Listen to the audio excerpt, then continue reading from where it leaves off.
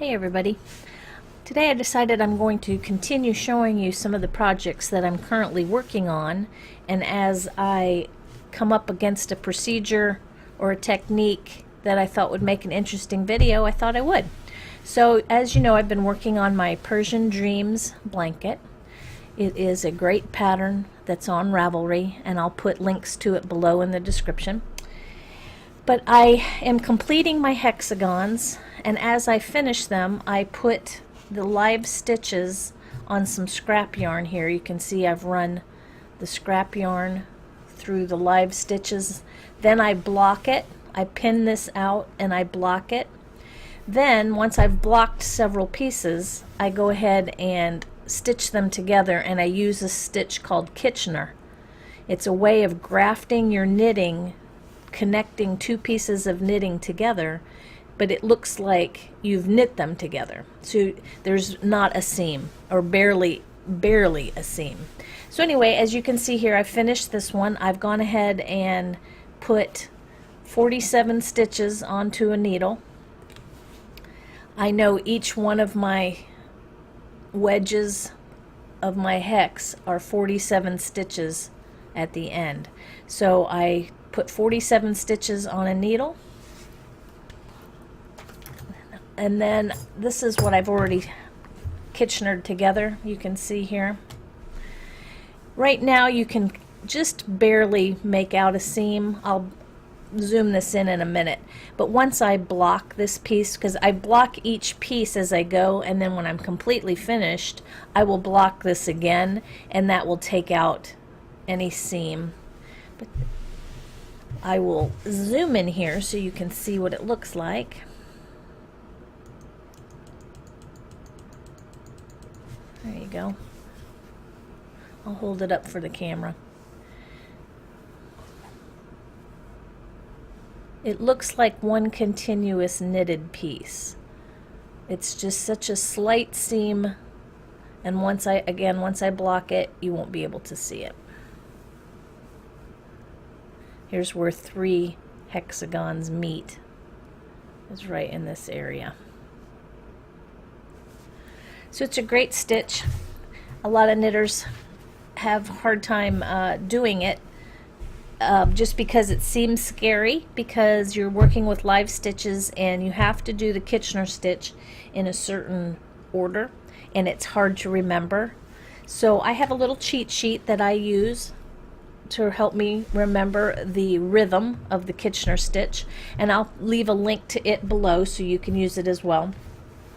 So I have my other square, or my other hexagon with the needle in it, and then I also have gone ahead and threaded a needle through this side, and I'm going to go ahead and connect this side to this side.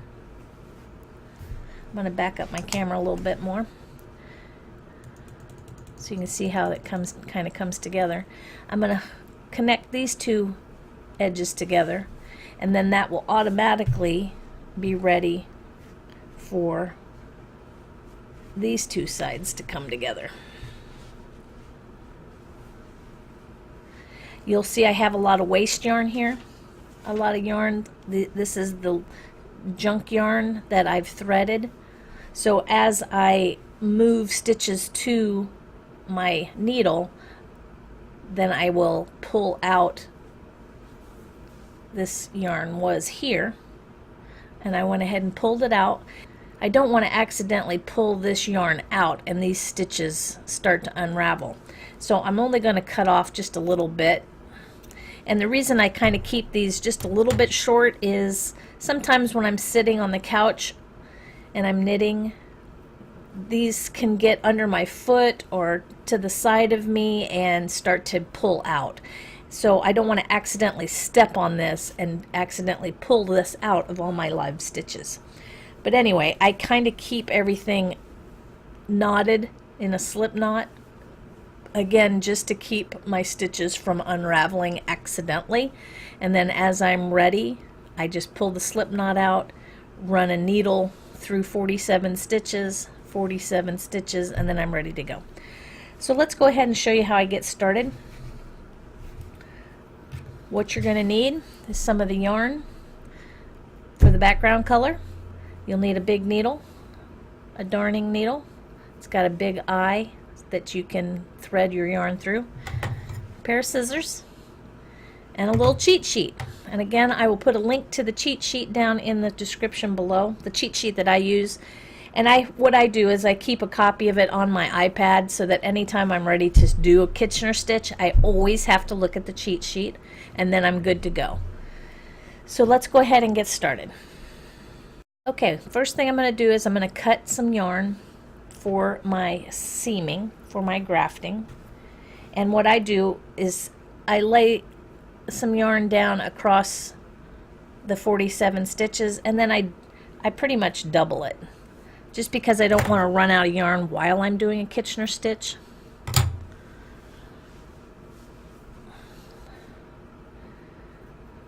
Get my yarn on, get ready. Now what I want to do is I have the right sides facing me, right sides up.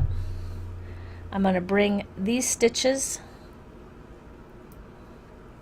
onto my needle.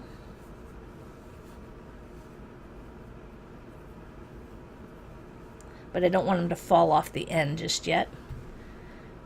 And then I bring these stitches up onto the needle.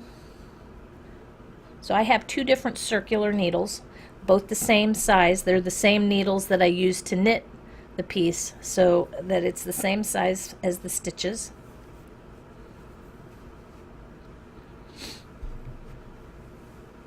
And throughout the piece, I will hold my needles, I guess, perpendicular to each other, side by side, with my finger in between. That's how I will hold the stitches as I go. Okay. I'm going to zoom in here so you can see a little easier what my stitches are doing and what they look like as I do the Kitchener stitch. I try and get all my little loose ends out of my way so I'm not knitting with them as I go.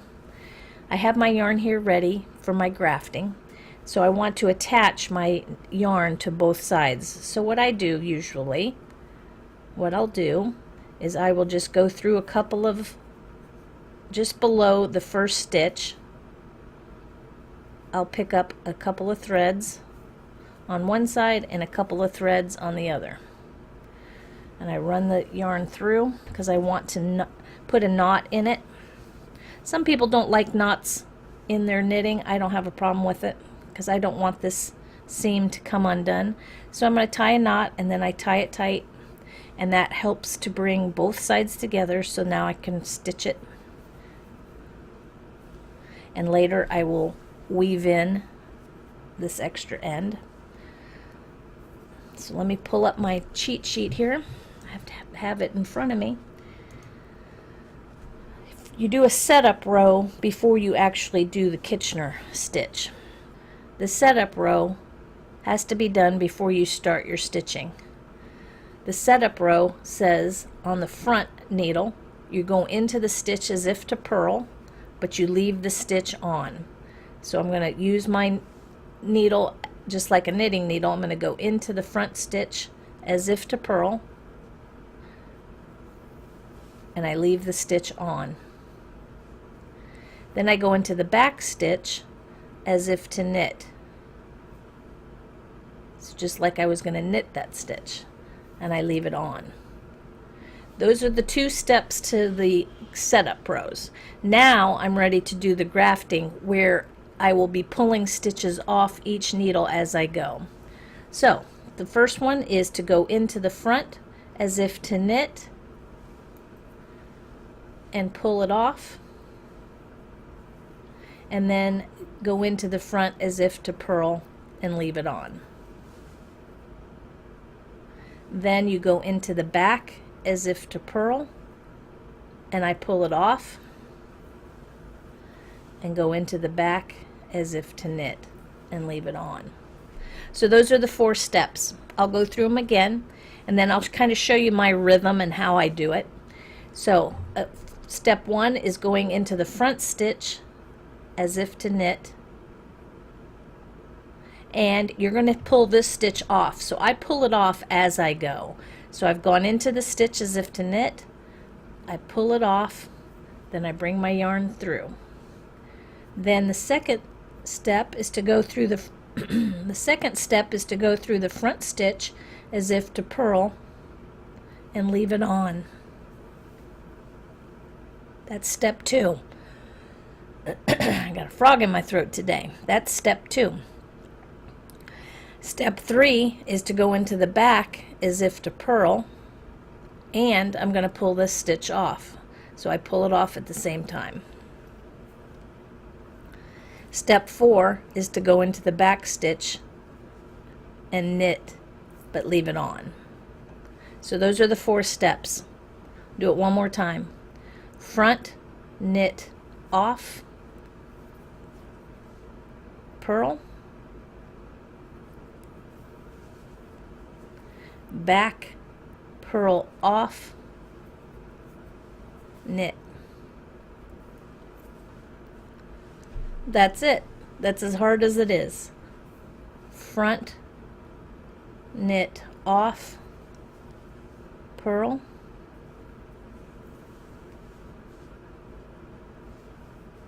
purl, off, knit. That's it. Do a couple more times and then I'll tighten it up and show you how it's looking. Front, knit, off, purl, purl, off, knit. Now one little trick that I do as I'm doing these, of course you're going to come across distractions, phone rings, kids need help, something distracts you, and it's hard to pick this back up and to remember where you were in the steps. So one thing that I do is I never stop to do something else until I've completed step 4. So I will always stop here where I've did a knit through the back. That's where I can leave it. I can put this down, pick it back up, and I know I'm ready for step 1. So I never stop during step 2, 3, and 4. I will always stop after step 4. It just helps to remember where you were in the pattern so you don't get confused. Front, knit, off, purl, purl, off, knit. That's the thing. That's it. So once again, I'm going to stop and I'm going to tighten these stitches a little bit, and I want to do that after I've completed step 4. My yarn's back here. I bring my needles up so that these stitches won't accidentally fall off,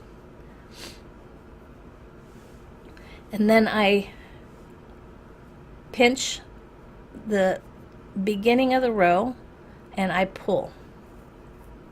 I don't pull super tight, I just pull it snug. And as you'll see, the stitches come together and it looks like knitting, like it's continuous knitting.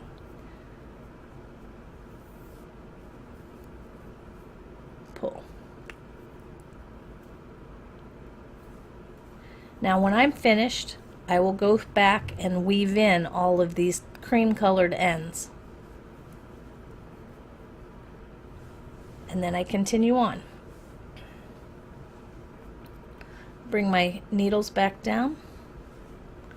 Have my cheat sheet right in front of me in case I forget.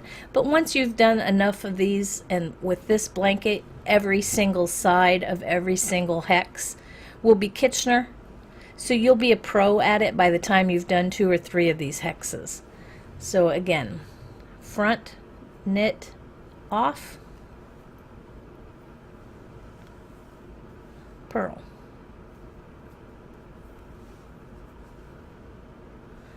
purl, off,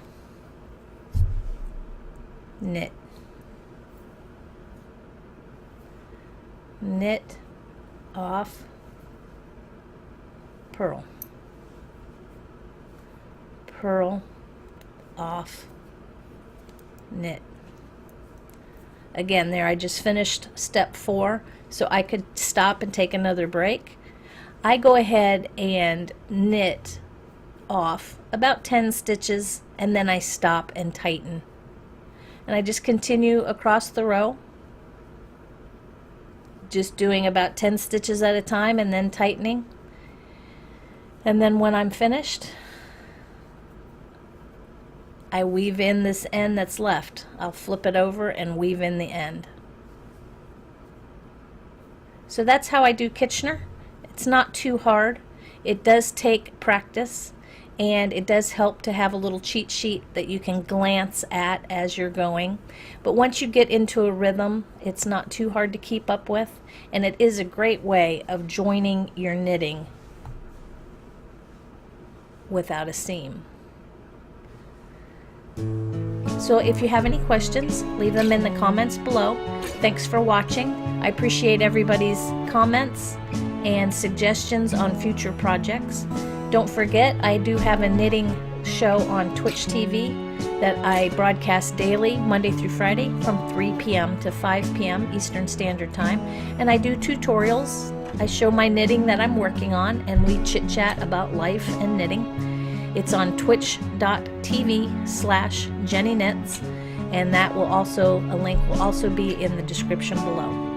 Thanks for watching. Give me a thumbs up on this video if you liked it. Share it with your friends. I'll see you next time.